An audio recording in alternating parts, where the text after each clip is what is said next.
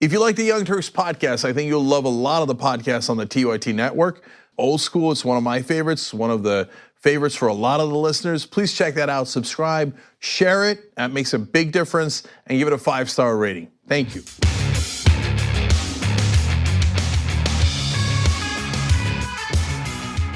All right, welcome to Young Turks. Cenk, Uygur, and Kasparian with you guys. Yes, I just dropped a highlighter as we were starting the show. All right, so big news. We're gonna get to Kamala Harris dropping out in a second. Obviously more news on impeachment. And then a lot more on the campaigns. Buttigieg, Sanders, Biden, they're all on the show. It's a giant show. As I promised on social media, in a minute, we're about to explain to you why Kamala Harris actually dropped out. Drums. All right, Casper, you want to take it away? All right, well, let's start with that. So, Kamala Harris has dropped out of the presidential race. She was not doing well in the polls. She was expected to drop out at some point, but it was shocking that she did so as soon as she did. Now, we're gonna go through her campaign, what she pretended to support in the beginning, what she actually ended up supporting in the end, and then we'll share our theories as to why she's decided to drop out. But I do want to read from her official statement on this, which she posted on Medium. 11 months ago, at the launch of our campaign in Oakland, I told you all, I am not perfect, but I will always speak with decency and moral clarity and treat all people with dignity and respect. I will lead with integrity. I will speak the truth, and that's what I have tried to do every day of this campaign. So here's the truth today. I have taken stock and looked at this from every angle, and over the last few days have come to one of the hardest decisions of my life. My campaign for president simply does not have the financial resources we need to continue. She continues to write, I'm not a billionaire, I can't fund my own campaign, and as the campaign has gone on, it's become harder and harder to raise money we need to compete. So that's her official statement.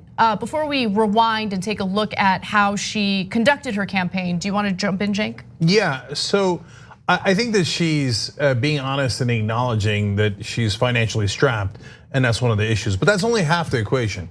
The other half of the equation also has to do with donors, and this is the part that's not spoken about. So when a real contender drops out relatively early, and that is what's happening here. Kamala Harris has always been a real contender, and she was top 5 when she dropped out. Now you might say, hey, 5 doesn't sound that close to 1, but remember, at different times there's been 27 candidates in this race, and with her exit there still remains 15. So she was always in the top tier, and she was in the top tier now. And she's dropping out a couple of months before the voting begins, so that is definitely surprising. So what happened? Well, as happened on the Republican side with Scott Walker back in 2016, another potential top tier contender that dropped out very early. Usually what happens is that the donors call you and go, it's not gonna be you. It's gonna be someone else that we support. So you need to get out now because you're taking away points from the other person we're supporting. So I believe that is part of what happened here. And so do I have inside information about that from the Harris campaign? I wanna be very clear, no, I do not. This is my knowledge of politics and my experience and expertise gained over a quarter of a century, telling you guys that usually there are conversations like this also within the Democratic Party. Now remember, Bernie's in second place in Iowa, New Hampshire, Nevada, and nationally. So we have to coalesce the moderate centrist corporate Democrats behind one candidate. And Kamala, it turns out it's not gonna be you. Now a lot of people thought it was gonna be her in the beginning, including me. I thought she was going to be the establishment candidate. But as it turned out, she wasn't. And so now there's an attempt by the Democratic Party machine / the donor class to take out the other moderates so they could focus their energy on likely Buttigieg. So do you think there's a possibility that one of the front runners, obviously not Bernie Sanders, but one of the other front runners maybe struck a deal with her as a potential VP pick?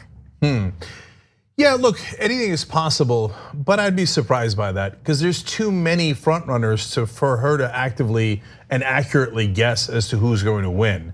So, or Attorney General, which is apparently trending right now as we speak on social media. Yeah, but who would she have made the deal with, Biden or Buttigieg? Not gonna be Klobuchar, not gonna be Bloomberg, it's not gonna be Warren or Sanders. So I just don't see it. Maybe I'm wrong about that. It's not that I would say, oh, that is unethical and they wouldn't make that kind of deal. No. Let's not be naive.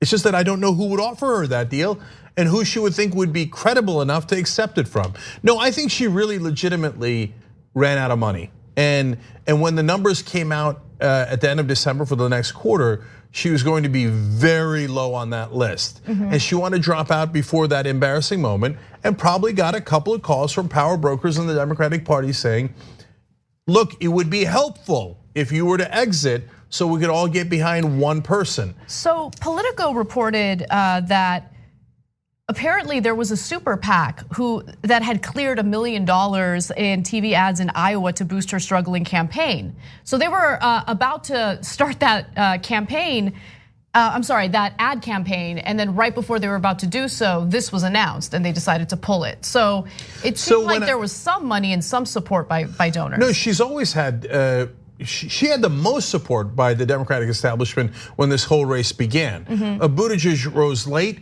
and even the Democratic donors were surprised at how long Biden has stayed at the top. So they always thought that Kamala Harris would be the person that would rise up and take on the progressive wing of the party. But that did not materialize in the way that she had hoped for and that they had hoped for. So when I talk about the forces within the Democratic Party, yeah, the super PACs are definitely integral to that. So when somebody's thinking of putting in $1 million or more, either for you or for another candidate, will they have a voice at the table? Yes, they will.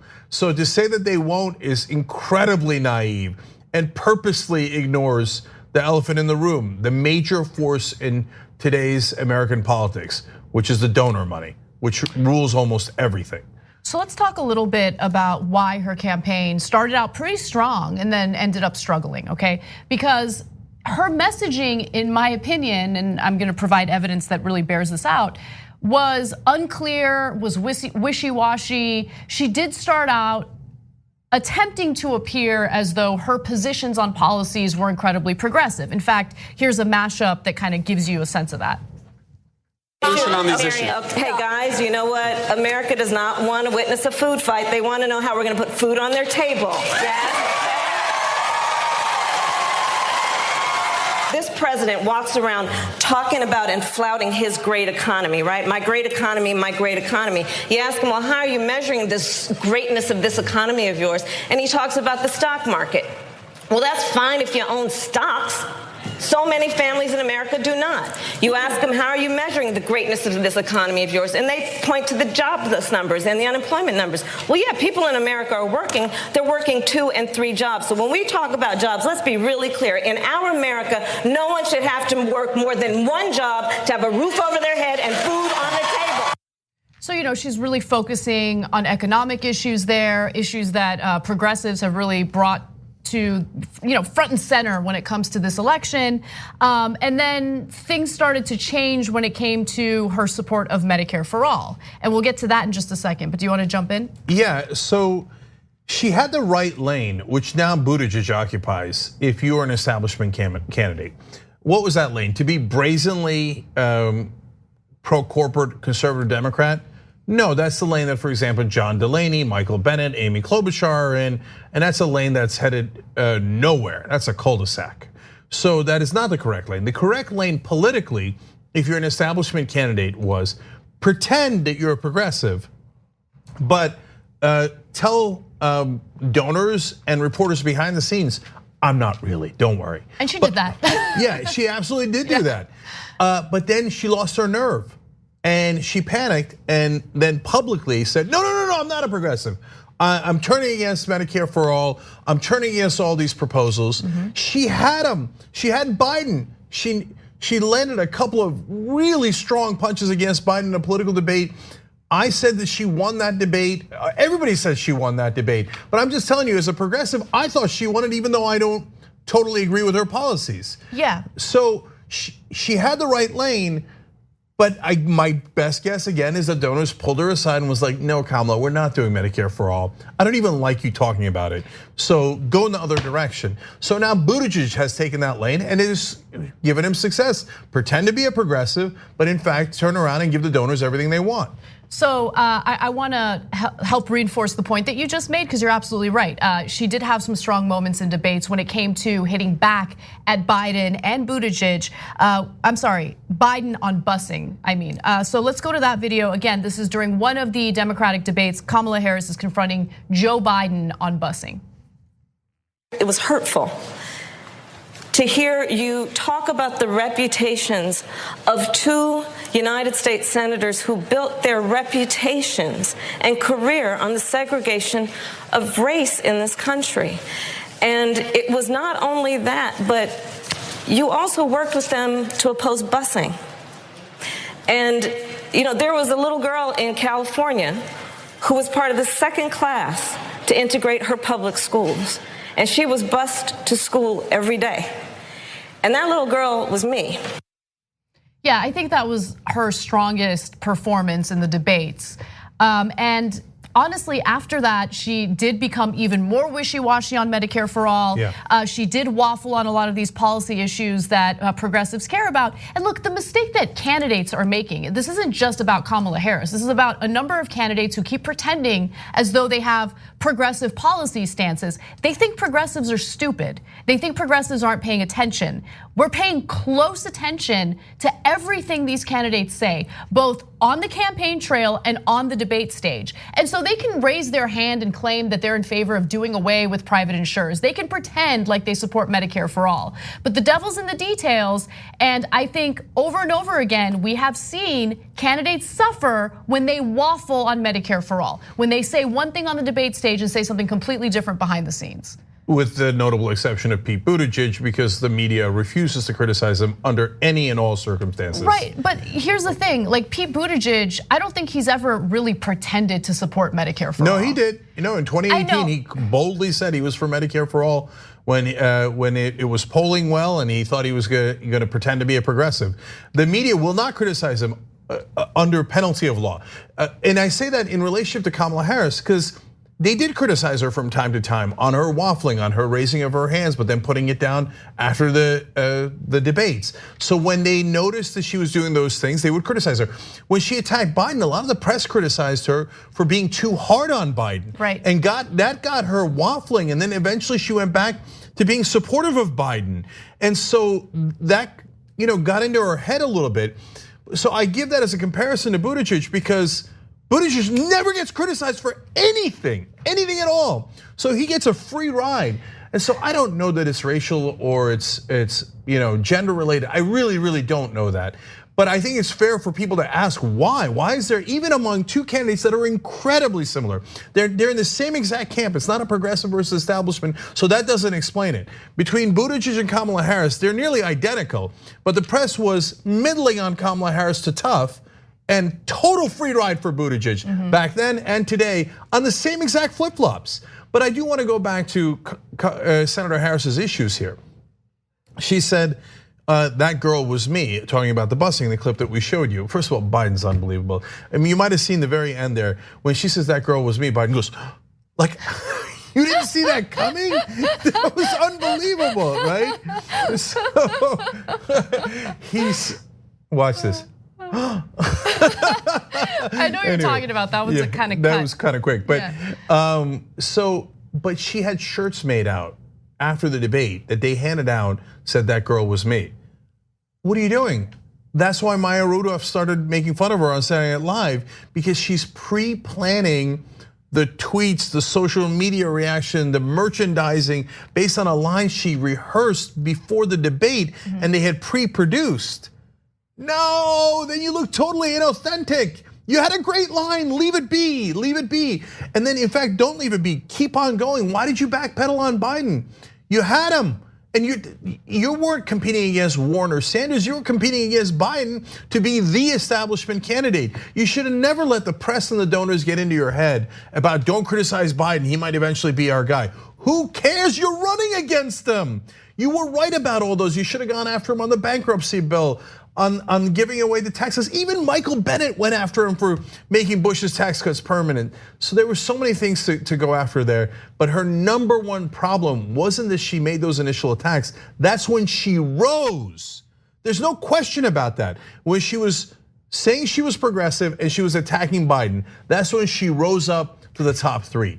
When she was wishy-washy, backpedaled, admitted she wasn't a progressive, and stopped attacking Biden, she slid all the way back down. That there is no question about that chronology. So now the mainstream media might try to deceive you with false talking points about why she might have gone in the wrong direction. But the timeline is crystal clear. I want to actually look at the timeline because we have a chart from Real Clear Politics that compares all the different candidates and where they stood depending on the month. And if you can see, Harris is orange. So the orange line represents Kamala Harris, and you see her spike in July, and then after that she starts to dip considerably, right? And then in April was when she started experiencing her first dip. And Warren started experiencing a little bit of a surge. And remember, that was when Warren started to really push this notion that she's a strong progressive, she's gonna hold Wall Street accountable. At that time, she claimed that she was a strong supporter of Medicare for all. And so I think that the media, the mainstream media, has an incentive to stay away from the true narrative, what's really going on, what voters really want, because they wanna keep their tax cuts. Let's keep it real. Yeah, guys, put that chart back up because I want to show you 2 things about that. So Kamala Harris goes up right after that debate performance that we showed you guys. So you see the orange spiking up, and then you see it go down. That when you start to see it go down is when she changed her stance on Medicare for all. No ands, ifs, or buts. You see Warren in the brown, where she catches Biden, who's in green, and then she starts to head down. That is when she changed her stance on Medicare for all and started talking about a public option as a transition, etc. I defy anyone to show me otherwise. So those are absolutely clear. You wanna know why? It's not that complicated. Democratic primary voters, New York Times just did a poll on this. 81% of them want Medicare for all. Where's the hard part? But the mainstream media will tell you, oh no, the voters don't want Medicare for all. It's unpopular. Hey, Kamala and Warren, make sure you're against Medicare for all. How's that working out for you? And to be fair to Elizabeth Warren, she's not against Medicare for all, but that 2-tiered idea of going with a public option first, disaster. And that's what's tanking her numbers. So at the end of the day, when I look at all of that, I think, all right, you try to winnow the field, big donors, and get behind Biden or Buttigieg. I'll take my chances. If it turns out Sanders is the one true progressive that's left, I like those odds a lot. All right, we're gonna take a break. When we come back, we'll switch gears and talk a little bit about the impeachment. There's a big update today. And then later on, we are gonna talk a little more about electoral politics. We need to talk about a relatively new show called the Republic, or UNFTR. As a Young Turks fan, you already know that the government, the media, and corporations are constantly peddling lies that serve the interests of the rich and powerful. But now there's a podcast dedicated to unraveling those lies, debunking the conventional wisdom. In each episode of the Republic, or UNFTR, the host delves into a different historical episode or topic that's generally misunderstood or purposely obfuscated by the so-called powers that be, featuring in-depth research, razor-sharp commentary, and just the right amount of vulgarity. The UNFTR podcast takes a sledgehammer to what you thought you knew about some of the nation's most sacred historical cows. But don't just take my word for it. The New York Times described UNFTR as consistently compelling and educational, aiming to challenge conventional wisdom and upend the historical narratives that were taught in school. For as the great philosopher Yoda once put it, you must unlearn what you have learned. And that's true whether you're in Jedi training or you're uprooting and exposing all the propaganda and disinformation you've been fed over the course of your lifetime. So search for UNFTR in your podcast app today and get ready to get informed, angered, and entertained all at the same time.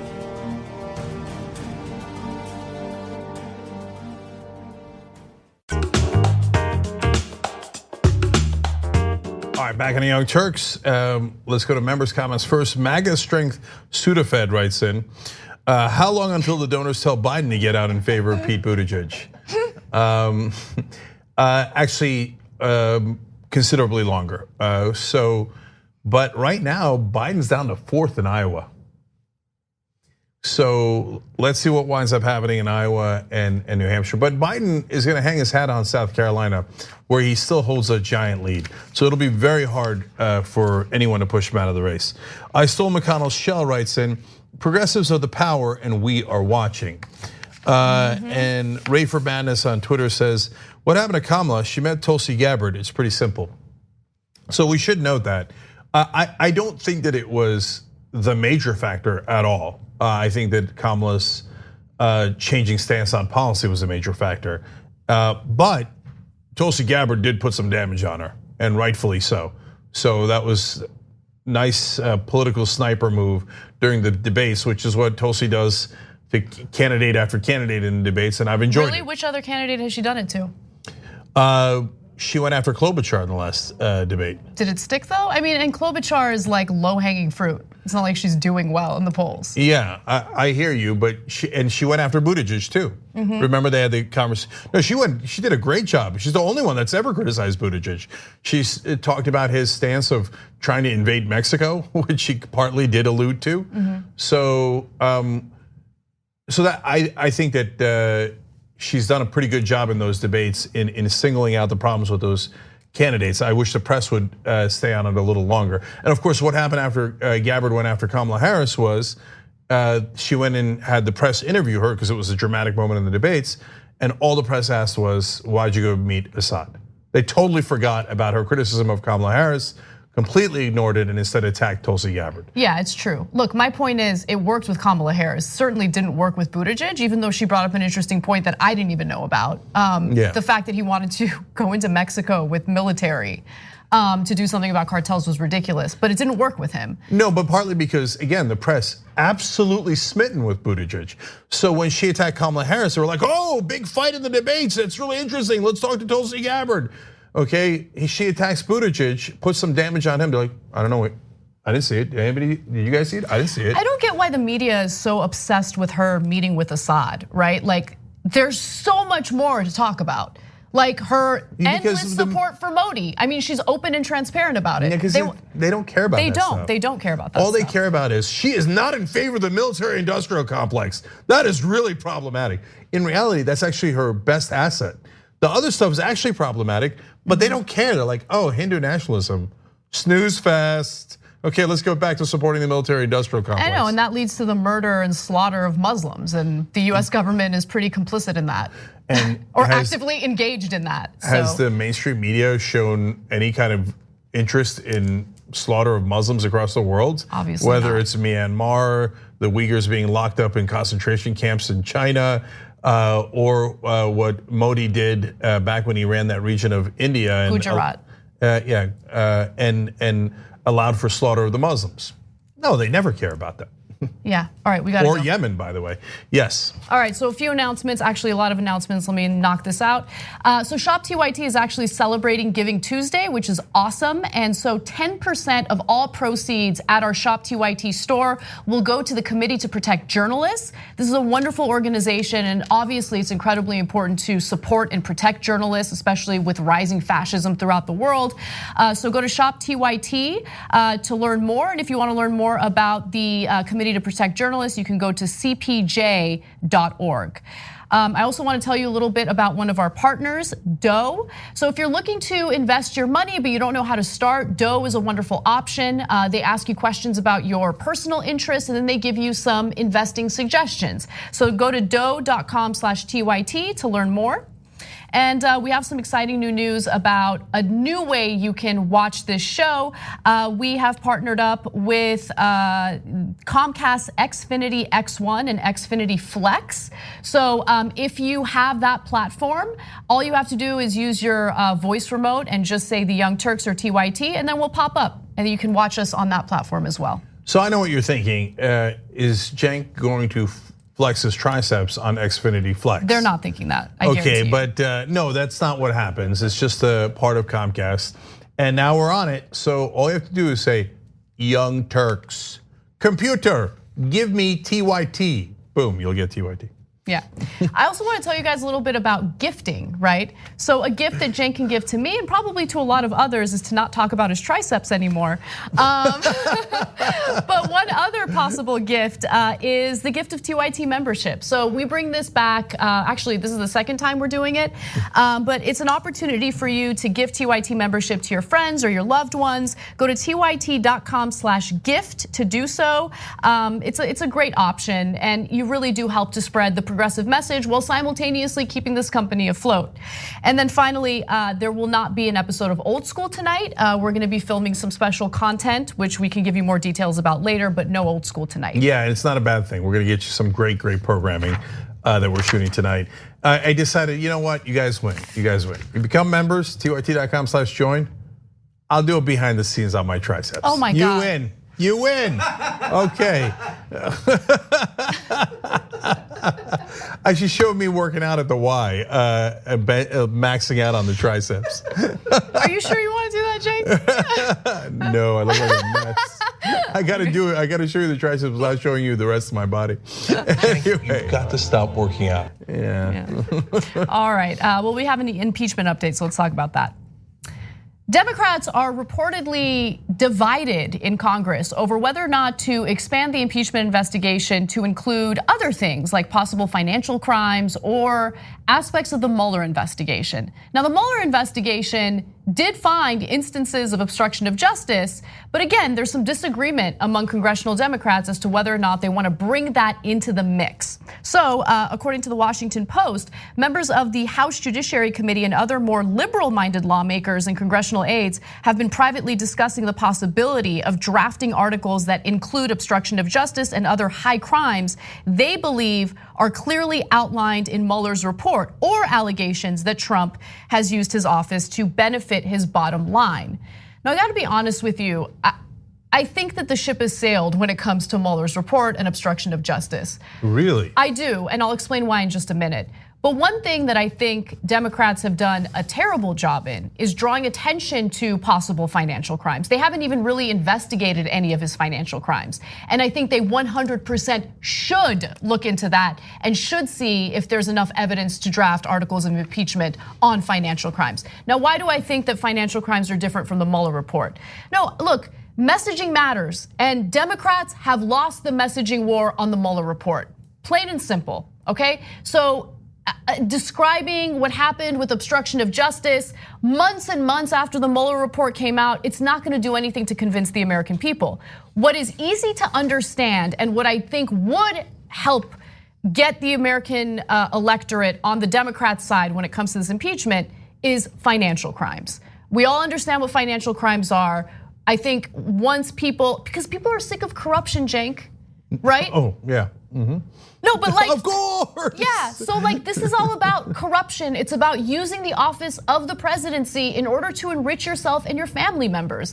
I mean, people are sick of that, and I think that they should be hyper focused on that. Yeah, I hear you. And so all of us have a slightly different take on what they should focus on. I agree generally with Pramila Jayapal, who's co-chair of the Progressive Caucus. She said, one crime of these sorts is enough, but when you have a pattern, it's even stronger. And that's exactly what this shows, a pattern of corruption and a pattern of obstruction. So me personally, I think the emoluments clause is the hardest to prove. And because a lot of people will say, I mean, look, they could have gone to the hotels anyway, right? Now I can show you how little they went to the hotels before Trump got elected and how much they went afterwards. And so don't get me wrong, I think it is a good case. But among the different crimes that he's committed, the 4 that I would focus are the 2 in Ukraine, which they are focusing on. And then I would do obstruction of justice because there's no reason that they had to lose the framing on the Mueller report. They just chose to lose because they laid down. So if you actually come back up and you talk about it, I guarantee you that the American people have largely never heard of those 10 counts of obstruction. Do they know that he told his White House counsel to lie to Congress? Almost nobody knows that. It's very clearly laid out in the Mueller report. The Democrats just refuse to talk about it. So I would do obstruction of justice. I think there's 10 clear instances of it, and some of it is damning, both in legally but also in the court of public opinion. If you can bring Don McGahn in front of the Congress and have him say, yes, the president told me to lie to you guys, that is enormously damaging. And I don't think any of this is hard to understand. The last count is the other clear crime, which is the campaign finance violations in the hush money payments. His co-conspirator is in prison right now. What's hard to understand? He belongs right there with him. They conspired on that same exact crime. They both belong in prison and only one of them is. So I would do those 4 crimes. And now the interesting part of the conversation, or the second interesting part of the conversation, is why they're not, okay? So it turns out, here we go, moderate Democrats want to narrow focus because they're worried about what's gonna happen in their districts. So they say, well, look, my district is leaning a little GOP, and so we should keep this really narrow. Okay, Yeah. Some of them are saying that. Their view is, well, people running for re-election in purple districts are concerned that if they focus too much on the impeachment and they expand the investigation, well, then it's only gonna hurt them. But the thing that hurts them the most is how devastatingly weak they are, right? They're weak, they lack the art of persuasion. I mean, that's the thing that frustrates me about Democrats the most. They don't understand messaging. They haven't in a long time, and they keep drawing parallels between this impeachment process and what happened to Bill Clinton. Because as we know, Republicans in their impeachment investigation into Bill Clinton, cast a very broad, wide net, right? Yeah. And it worked against them because it started off with a possibly shady real estate deal, and then it ended up being an investigation into his personal sex life. And so people didn't like that. People had a very negative reaction to it. But when it comes to Donald Trump, we're talking about completely different crimes. Yeah. We're talking about him using the office of the president to enrich himself, obstructing justice, getting foreign governments to meddle in our elections. I mean, we have an abundance of evidence, not just in the form of testimony from Trump administration officials, but we have text messages between Trump administration officials in regard to the quid pro quo. Like, what are we doing here? Yeah, so look, what happened to Bill Clinton was a little bit of a witch hunt. They pretended to care about real estate and money, and then they're like, screw it, let's go after his sex life. So that is not what's happening here. We have 4 super clear crimes against Donald Trump. All right, but now I want to go to the other half of the moderates who actually think it should be broader and more charges should be brought up. And I was like, hey, look at that, maybe they're finding a backbone. I got excited for like half a paragraph as I was reading that. And then it turns out, no, they want more charges so they could vote against some of them, so that they could go back to their districts and go, hey, see Trump voters who are never gonna vote for me? I'm actually voted to acquit him on half the charges. They're so. Oh my God. It's the resistance, guys. This is the resistance, right? This is the oppressive resistance by Democrats. Oh my God, they're vomitous. But I want to show you something real quick, Cenk, because Ari Melber on MSNBC recently interviewed Representative Ilhan Omar on this and asked whether she thinks it should be narrow in scope. And here's her answer. Right now, I think it is really important for us to have it be narrowed because this is a very concise case. Regardless of the shenanigans that the Republicans are engaged in at the moment, the public can clearly understand where the violations are. I've used examples where you've had mob bosses who have committed atrocity after atrocity, have violated our criminal codes of conduct, and we got them on one narrow case, but they get to serve time. And what's important right now is that for this particular president that we know has many cases where we could impeach him on, that we focus on the one that the public is paying attention to and impeach him on that. Yeah. Okay, I disagree. So look, I gently agree with Ilhan Omar. She's a wonderful progressive, but it's okay to disagree on tactics. It's okay to disagree on anything. I don't agree. And one of the things that Pelosi is saying is she wants to keep it narrow because she doesn't want to lose on any of the counts. I mean, look, you're very unlikely to lose on any of the counts, even if you lose some conservative Democrats on a couple of the counts. Number one, in their crazy way of thinking, well, good, that gives them something to say to the Republicans in their district who are never gonna vote for them anyway. But look, if that's their strategy, that allows them to do that, but you're not gonna lose the votes. You have too many Democrats to lose the votes. So you shouldn't be worried about that. But Pelosi says that she's going to do member management, okay? So what does that mean? She's gonna go talk to some of the members and tell them, hey, it's my strategy, everybody power down. So, she's gonna tell the moderates that? No. Of course, as they explained in the Washington Post, that she will be setting expectations for the more liberal lawmakers and telling them, no, you'll do as you're told, I'm in charge. And it looks like Pelosi's leaning towards keeping it narrow. I disagree with that, and I disagree with Representative Omar on that issue. It's a perfectly fine disagreement to have. I think that they should hit him with everything they got, because otherwise he gets to say, well, you see that, we had a whole impeachment and they didn't even bring it up. So I must be innocent. And that's not remotely true. And if you don't bring it up in these impeachment hearings and he somehow survives, it's gone forever. Exactly, yeah, I agree. And Pelosi over and over again shows that she leads from a place of fear.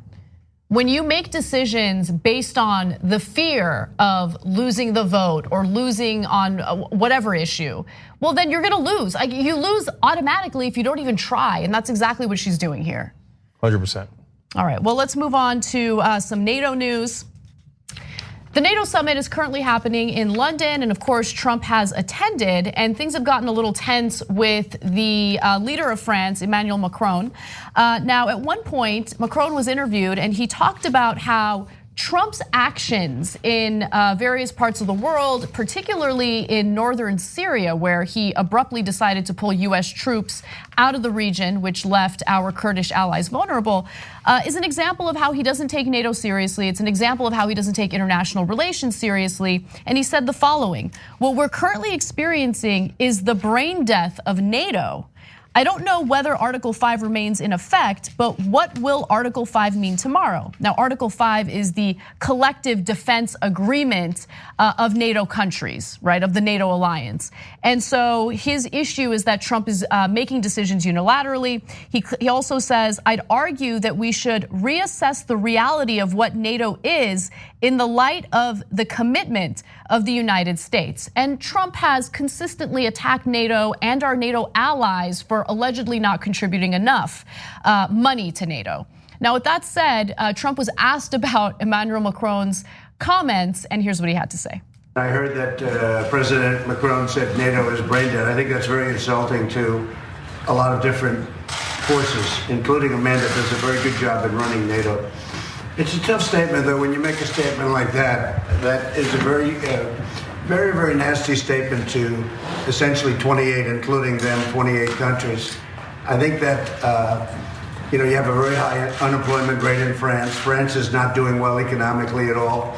It's a very tough statement to make when you have such difficulty in France. So they've had a very rough year. And you just can't go around making statements like that about NATO. It's very disrespectful.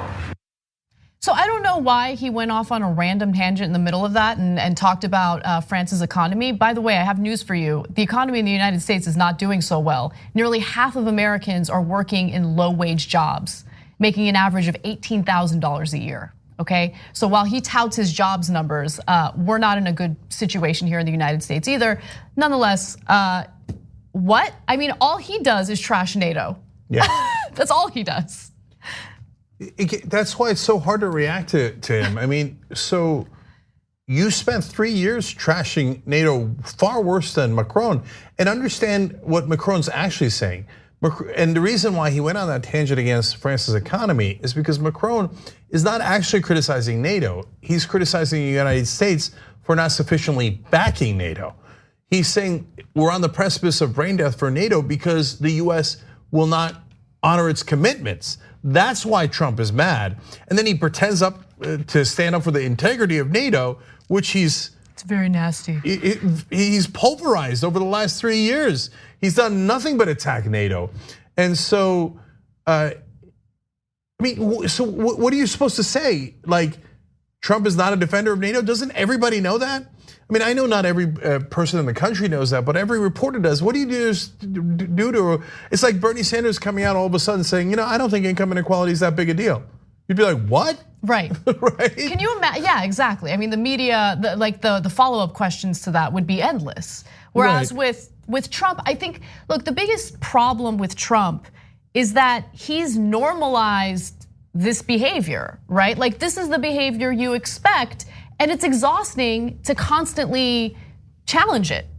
because this is what he does. And so I think people are just like, oh yeah, of course he's gonna change his entire perspective or pretend like he's changed his entire perspective on NATO in responding to Macron, right?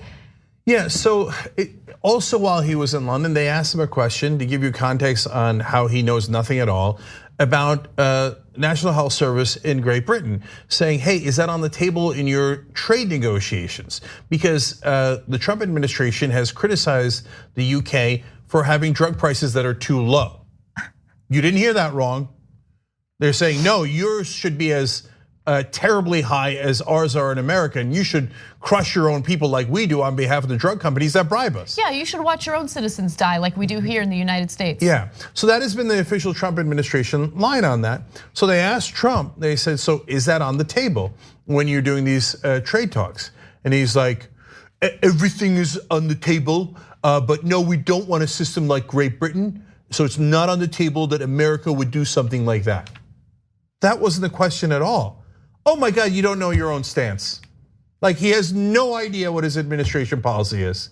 None at all. They're like, no, we're talking about the drug prices. And he's like, no, we're not going to have nationalized healthcare in America like they do in Great Britain. I don't want that as an option. That's not the question. Oh my God, you don't know anything. Barack Obama apparently came out of their first meeting and told people that are close to him that literally that exact line. Oh my God, he doesn't know anything. I'm surprised he was surprised. I mean, wasn't it obvious through the election cycle when he couldn't name a single detail on a single policy that he was supportive of? He just spoke in vague terms about nonsense and claimed that he was a populist that was going to look out for people who had been crushed by this economy. And then he got elected and he just accelerated that system. And now he turns around and says, I can't believe this Macron is being disrespectful to NATO. Who would dare to do such a thing like that? So if you're a Trump supporter who loved him bashing NATO for 3 years, are you now super mad at Trump for saying no one should ever disrespect NATO? I don't know what goes through the minds of Trump supporters if they have any. Well, when we come back from the break, we're going to talk about the disgusting corruption in the Trump administration, including a $400 million sweetheart deal Trump just gave one of his fans who supports him on Fox News. At TYT, we frequently talk about all the ways that big tech companies are taking control of our online lives, constantly monitoring us and storing and selling our data. But that doesn't mean we have to let them. It's possible to stay anonymous online and hide your data from the prying eyes of big tech. And one of the best ways is with ExpressVPN. ExpressVPN hides your IP address, making your activity more difficult to trace and sell to advertisers. ExpressVPN also encrypts 100% of your network data to protect you from eavesdroppers and cyber criminals. And it's also easy to install. A single mouse click protects all your devices. But listen guys, this is important. ExpressVPN is rated #1 by CNET and Wired magazine. So take back control of your life online and secure your data with a top VPN solution available, ExpressVPN. And if you go to expressvpn.com/TYT, you can get 3 extra months for free with this exclusive link just for TYT fans. That's expressvpn.com/TYT. Check it out today. We'll be right back. We hope you're enjoying this free clip from the Young Turks. If you want to get the whole show and more exclusive content while supporting independent media, become a member at tyt.com/join today. In the meantime, enjoy this free segment. All right, back on the Young Turks. Members' comments first. Sally goes, OMG, you're on Comcast. I just said the Young Turks in my remote and you popped up on my big screen. There you are, Cenk and Anna. Hey, how you doing? Here we are. And Sally continues, I'm a member and love you, and you look great on a 55-inch TV. I'm so excited. Well, Sally, we're excited to hear that. Thank you, appreciate it. Meg has the same theory as Brett Ehrlich. Meg said, Macron played that so well. Trump is so easy to manipulate. So Brett, during the break, was talking about, Macron might have just jujitsu'd Trump into supporting NATO. Oh yeah, Trump, I do not like NATO. Trump's like, oh yeah, I love NATO. You're very nasty, what you said about NATO. Nasty. Why does he always talk like he's narrating a porn? Like, come on, we all hear it, right? Like he talks in like this weird, like breathy, like low-toned voice, like nasty. What he said, NATO. I love NATO. NATO's so sexy. Like, why does he talk like that? It's probably the most disgusting thing I've ever heard. I know, right? Norway. Okay, Gabby Marita says Donald Trump just strings random words together into a semantically null sentence to get out of whatever situation he's presently in. Probably fair description right there. Erica Price on Twitter says establishment Dems won't go after Trump's financial crimes because they're afraid it'll expose they took campaign contributions from Trump over the years. But we already kind of know that. We know Trump gave money to Democrats. So I don't know if that they would go to great lengths to cover that up, but it is weird how they won't go after his financial crimes. Okay, on YouTube Super Chat, and we appreciate every time you use that, Mark Terwilliger writes in, Cenk, it's my wife's 40th birthday. Can I get a happy birthday, Ann? Happy birthday, Ann. Look at me. Ask and ye shall receive. Now on to substantive points of people disagreeing about Tulsi Gabbard. Richard Atkinson says, a political analysis of Kamala's demise that doesn't even mention her getting wrecked by Tulsi in the debate is embarrassing. Do better. No, I think that was a small part of it, but we did mention in the next segment, and because you guys brought it up, and I think it's a fair and interesting point. But no, I don't think that it was a big part at all. And then Sebastian Lorenzo, on the other hand, says, appeasing Trump voters who won't vote for you anyway kind of sounds like what Tulsi Gabbard does when she goes on Breitbart to pander about strong borders. When she advertises on Breitbart, when she goes on Dave Rubin's show and accepts his right-wing framing of Democratic candidates, including Bernie Sanders, yeah, that kind of stuff. Anyway, didn't Trump just send a note to Kamala Harris, to Tulsi Gabbard, thanking her, like praising her on knocking out Kamala Harris? Yeah. And Tulsi went and spoke to him about being in his cabinet. Tulsi is a fascinating, strange bird. Okay, enough said on that. All right, so let's talk a little bit about Trump's corruption because it's significant and it deserves attention. So, a construction company owned by a Republican donor who likes to compliment Trump quite a bit on Fox News has just been given a $400 million sweetheart deal by the Trump administration to help construct the border wall. So the Department of Defense has announced that Fisher Sand and Gravel Co. from North Dakota will build new barriers in Arizona following reports that Trump repeatedly pushed for the company to be given the contract despite concerns from engineering officials. Trump has been enamored with Tommy Fisher, the company's chief executive, who has made multiple appearances on Fox News to promote his firm and insist that it would do a better job than those the government had already chosen. Now, I want to give you a little example of what Fisher does on Fox News. Let's take a quick look. So have you spoken to the president? Have you reached out to the White House, to the Transportation Department to see if they will hire your company? I'm meeting with DHS tomorrow. We've met with several senators in Congress, congressional staff that will be out there. We've demonstrated our ability to build over a mile a day a few weeks ago, where we're going to have congressional members and senators there in 2 weeks. And just to prove that when we say something, we mean what we say and we do what we say. The president will, if he allows us to play and our team of Fisher Industries to play, I guarantee you no different than Tom Brady. Once we get in, we never come out. And if we don't perform, the president can fire us. And that's how comfortable and confident I am, is when people see what we really offer. I love it. I'm not taking sides on which prototype is best, but this is why you're a good businessman. Well, he's not really a good businessman because, again, the Army Corps of Engineers looked at this company and the fact that they didn't meet standards. Trump has repeatedly pushed for Fisher to get a wall building contract, urging officials with the Army Corps of Engineers to pick him, only to be told that Fisher's bids did not meet standards. So there were lawsuits that this company faced in the past because of concerns, construction concerns, safety concerns. We'll get to that in just a minute, but it doesn't matter. He compliments Trump. He does Trump's bidding for him on Fox News, and that's all that matters. So Trump is gonna push, he's gonna intervene to make sure that this guy gets a $400 million contract to construct the wall. Yeah, there's one other part of this as to why Trump seems to like him. Because he goes on Fox News and tells Trump what he wants to hear, not just about Trump, but about the wall. So every expert is saying is that it's gonna take about $8 billion. But this guy keeps going on and saying, no, I could do it for 1.4 billion. Now, the Army Corps of Engineers is saying, no, he can't. It won't meet our standards at all. It won't work. And Trump's like, I like it. 1.4 billion is less than 8 billion. And he's saying that he can do it really quick. And Army Corps of Engineers is like, yeah, it's an obvious false promise. He can't do it that quick. But Trump's like, I don't need facts. Facts are stupid. In fact, can we go to that video? This is Trump doing exactly what Cenk just described. What's the latest with both the wall? What's the latest on that situation? And what is I don't know if you heard about this contractor that said he can build the whole wall for a lot cheaper than anybody else and get it done by 2020. Are you aware of that? Yes, I am. We're dealing with him, actually. It's Fisher. Comes from North Dakota, recommended strongly by a great new senator, as you know, Kevin Cramer. And they're real, but they've been bidding, and so far they haven't been meeting the bids. I thought they would. But when we get them for a bid, we're building many sections of wall right now that's under construction right now.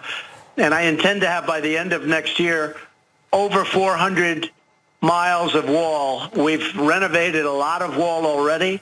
A lot of the wall was, I'm good at this stuff. That's what I do. No, what you do is go bankrupt 6 times. That's what you do. Although I gotta say, he did convince me, and this is a little bit ironic, in that interview that it should go to Fisher. Because he ain't gonna build it by 2020. If he builds anything, it's gonna be totally flim-flam.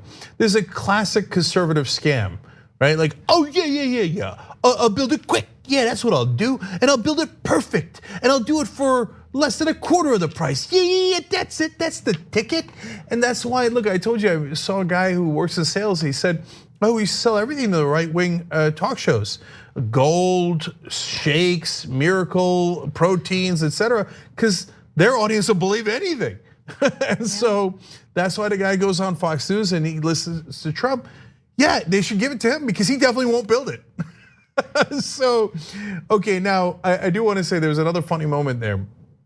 Because Kevin Cramer, the North Dakota senator that Trump alluded to, has been going around saying, look, I didn't have anything to do with it. Now, he got money from Fisher. Kevin Cramer did. He got $10,000. These people are such bad people. And then Kevin Cramer then brought Fisher to the State of the Union as his guest, right? So they're like, oh, are you the one pushing Trump to pick Fisher for that contract? And he says, no, I'm not pushing him to pick the firm at all. And then Trump in that clip, you heard him say, Kevin Cramer's telling me to pick him.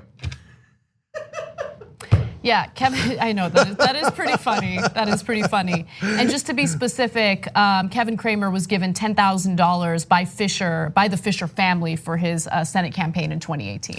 Yes, and then look, going to a Republican donor, this contract is the least surprising thing in the world. But the fact that the Army Corps of Engineers is saying, no, it does not meet the standard. And Trump's still saying, no, I don't care. I don't care about standards. Let's just give it to him anyway. That's the problem. Yeah, and here's one other problem. It's a shady company, guys. It's a shady company, okay? I'll give you examples. Fisher Sand and Gravel Co., by the way, too long of a name, you gotta change it, has a record of more than $1 million in fines for environmental and tax violations, according to CNN. And its former co-owner pleaded guilty to tax fraud and was sentenced to 37 months in prison back in 2009. Fisher has worked with some Trump allies, including former Kansas Secretary of State Chris Kobach and ex-White House advisor Steve Bannon to build border fencing on private land using private donations. Okay, so the $1 million in fines for environmental and tax violations. First of all, Trump's like, tax violations. Love it, bring this guy in right away. Besties. That's right, peas in a pod. And then on the environmental violations, Trump probably thinks it's not the bug, that's the feature. I don't wanna follow environmental regulations. I don't wanna follow the law. Remember when he told people that were working on the wall before, he's like, just seize the land, even if it's private land, I'll pardon you later. He doesn't care. He doesn't care about the law at all. So this guy's tailor-made for him. Good, build a crappy wall that doesn't work at all. I know it's a waste of money, but otherwise you were wasting. The second advantage of giving it to Fisher is, like, the first advantage is the wall won't work. It won't be up by that time, and if it is, it'll be super shoddy. The second advantage is, instead of wasting $8 billion, we only waste $1.4 billion. Maybe we could make a deal. This is money that he diverted from disaster relief funds, from other government agencies that, actually help the American people. This doesn't help anyone. All it does is it helps Trump to build his hate monument for his reelection campaign. That's all it is. Anyway, all right, one more story before we go to break. Very rarely do you get real economic updates in the mainstream media, but we're gonna give you a real economic update right now when it comes to the quality of jobs in America. Over and over again, Trump claims, the jobs numbers, unemployment is so low. Everyone's getting rich. When in reality, a new report indicates that nearly half of Americans are working in low wage jobs, okay? With an average take home pay of $18,000 a year. Yeah. How are you gonna live with that? How are you gonna live with $18,000 a year? Anyway, let me give you the details. 44% of US workers are employed in low wage jobs that pay, I apologize, the median annual wages of $18,000 a year. Most of the 53 million Americans working in low wage jobs are adults, okay, in their prime working years, or between about 25 to 54, they noted. So let's just stop right there. It's important to note that and emphasize that, because what we keep hearing from Republicans over and over again is that the only people working in low wage jobs are young people, college students, teenagers. Those are jobs that are meant for college students and teenagers. They're not meant for adults. But more and more adults are working in these jobs that are paying very little money, and they're not able to make ends meet as a result. Only about 30 million Americans, that's less than 10% of Americans, have good jobs that provide a middle class income and benefits like health insurance. So this is what we've been telling you on the show for year upon year now, all through the Bush administration, Obama administration. This was one of the things that we held Obama accountable for. Almost all the gains from the economic rebound under Obama went to the top 10%. So this is disastrous numbers. In fact, let's finish up that last graphic that we stopped halfway through. The rest of it says their median hourly wage is $10.22 per hour. That's above the federal minimum wage of $7.25 an hour, but well below what's considered the living wage for many regions. In fact, for a lot of the smaller cities in the South and the West, situation is far more dire. Over 60% of the workers there are in low wage jobs. So there's this great frustration in the country. That's part of the reason why Trump got elected. So the Democratic Party told everybody, isn't everything wonderful? Let's elect Hillary Clinton so you can get more status quo. And they thought, well, the stock market's booming because of us. All of our rich friends are even richer. And unemployment is low, so they all have jobs. So what else are they complaining about? Why don't they eat cake?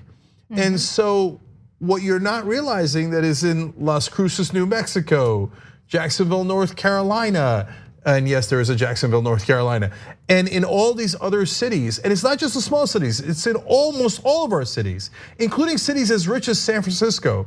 A huge percentage of the workers are barely getting by. How are you gonna get by on $18,000? That's 44% of the country. And then they don't understand their pain. So Trump, as one voter in Western Virginia told us, in essence, he said, during the 2016 election, Trump had the decency to lie to us and say that he would change things. Whereas Hillary Clinton was like, nope, everything is wonderful. So here we are again, the Democratic Party making the same mistake, the mainstream media making the same mistake, telling everybody, things are wonderful, the stock market is up, unemployment is down, and not talking about the actual oppression that the American worker is going for. Wages have not gone up in 40 years. Adjusted for inflation, 40 years. Meanwhile, by the way, productivity is sky high. So you're working your ass off and making $18,000 a year, and then they can't figure out why you're frustrated and want to throw a brick through the establishment window. That's why I called them the brick voters in 2016. And Hillary got none of them. Trump got all of them. And he won by a tiny, tiny margin in 3 states exactly because of this. So you always make this point that Democratic candidates need to keep their messaging simple, right? Just say it. we need to increase wages. I will increase wages. I mean, it is a winning strategy because look at how many Americans are struggling under this current system. And the fact that minimum wage, the federal minimum wage hasn't gone up in 10 years and then adjusted for inflation, wages have been stagnant for 40 years. And by the way, if you poll Americans, about 6 in 10 workers say that their jobs are mediocre to downright bad, and that's according to a Gallup study. And 1 in 5 workers told Gallup their benefits are actually worse now than they were 5 years ago. Of course they are. Our health insurance went up 18%. It's killing my family. It's hurting the business. It goes up 18% every year. How the hell is anybody supposed to keep up with that? It's totally insane. So you've got that crushing you while your wages haven't gone up at all. Do you know that if inflation kept up with your wages kept up with productivity, so how hard you're working, in other words, the minimum wage right now would be over $20 an hour. Instead, it's at $7.25. Corporations buy off politicians and use their corporate power to make sure you get paid less and they make more profit. That's how this scam is played. So if you think that the system is rigged, you're 100% right. It is rigged against you. By who? The corporate donors. That's why you're making $18,000 a year. So look, man, there's one guy at the presidential level who's talking about higher wages and who actually delivered higher wages for workers at Amazon. He said they should be making at least $15 an hour. That was Bernie Sanders. His partner in the House was Ro Khanna, and all the media laughed. Oh, they called it the Stop Bezos Act. It's personal, that's so wrong. You should always kiss the ass of corporate behemoths, not challenge them. How uncouth. And guess what happened? Pressure worked. And now they raised wages at Amazon, and now the minimum at Amazon is $15. But second of all, since they raised their wages, now Amazon thinks, well, I don't want anyone else paying lower wages because it hurts my competition. So now Amazon is using its political power to make sure that everybody gets $15 a minimum wage, because now their competitors don't have to do it because of federal minimum wage. So you see, that's how political power can work if you actually fight for higher wages. But most of the Democratic Party and all of the Republican Party lay down and go, yes, our corporate donors get richer, you get poorer, and I don't give a goddamn about it. So, well, if you keep going in that direction, these folks, man, at some point, this thing's gonna blow. Yeah.